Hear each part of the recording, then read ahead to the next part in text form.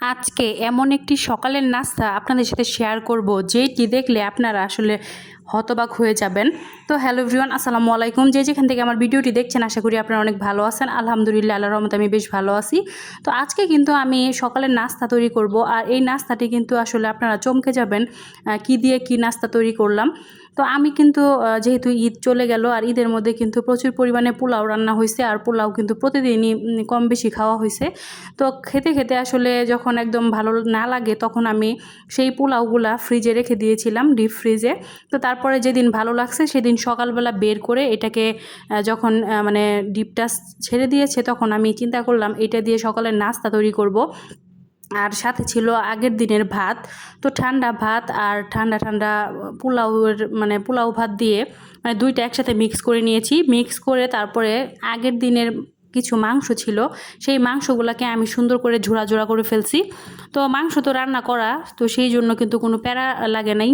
একদম কিছু মাংস আমি নিয়ে সেটাকে খুব সুন্দর করে ঝোড়া ঝোড়া করে ফেলেছি।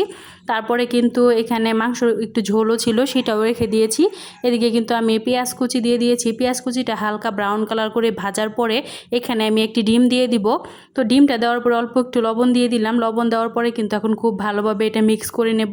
তো যেভাবে আমরা নুডলস রান্না করি ঠিক সেভাবেই সুন্দর করে মিক্স করে নেব। মিক্স করা হয়ে গেলে আমি কিন্তু এখানে এইটা দিয়ে দিব, যে মানে ঠান্ডা ভাত আর যে পোলাওটা রাখছিলাম সেইটা দিয়ে দিব। তো দিয়ে দেওয়ার পরে খুব সুন্দর করে নেড়ে চেড়ে নিতে হবে। তো এই যে দেখতে পাচ্ছেন দিয়ে দিলাম। এখন কিন্তু এখানে হলুদের গুঁড়া দিয়ে দিলাম, পরিমাণ মতো লবণ আর মরিচের গুঁড়া দিয়ে দিলাম।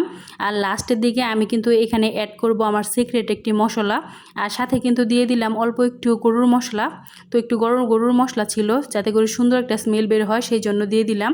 আর এখানে কিন্তু মানে আগে থেকে যে মাংসটা আমি ঝোড়া করে রাখছিলাম সেটাকেও দিয়ে দিলাম। অল্প একটু ঝোলও ছিল, সেইটাও দিয়ে দিছি।